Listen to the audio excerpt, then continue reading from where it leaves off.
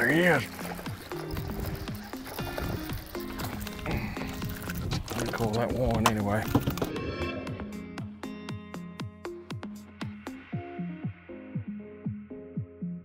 I'm often asked sometimes about how to break down grass or how to keep it from being overwhelming when you go out to flip grass.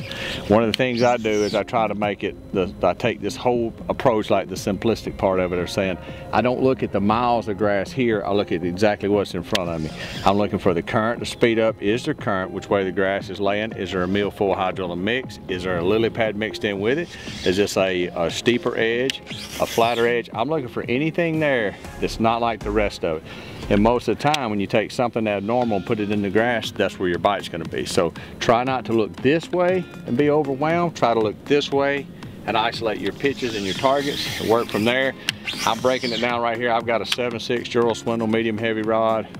I've got a 3/4 ounce and a 1 ounce BMC weight on. Two different setups here. Got a Z-crawl on one, a Z-hog on the other, and I just go down through here pitching, and I'm just looking. I'm looking for the initial bite, something different, something changes. But sometimes you just got to keep the boat moving, but not flying.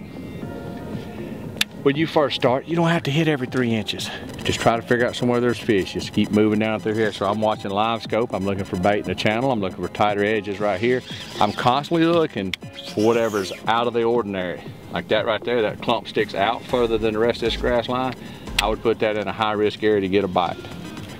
So you notice I've let off the trolling motor and I'm gonna shake it a few times in there and then I'm gonna move it. But to me, that was a high risk area. I may even go further in behind it. Anything that makes that a little bit different, man. So I'm looking at these mats and I'm looking at the water temperature. So 75 in here. So what's the difference in flipping 75, or is there a difference in flipping water temperature to 75 versus 95? The fish is under that mat for 1 or 2 reasons. Bait and shade. Most of the time it's just bait and shade. So the water temperature doesn't control much about that except how I drop the bait in and pull it out.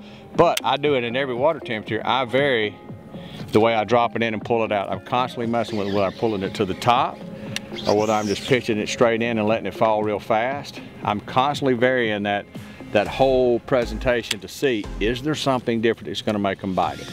And for instance, like there's one clump of little green grass right there on the surface. Might not mean nothing, but I haven't seen any in here, so I just dropped my bait through it just to see what's there. You know, you're constantly reading that grass, work on your presentation, doesn't keep it the same. If you're dropping it in real fast for 15 or 20 minutes, you ain't got a bite, then try walking it down like I just did, just easing it down in there. Then you pull it to the surface and hold it. You can several different variations to make that fish bite. Much more to flipping grass than just plopping it over in there and reeling it in, fellas. A lot more to it.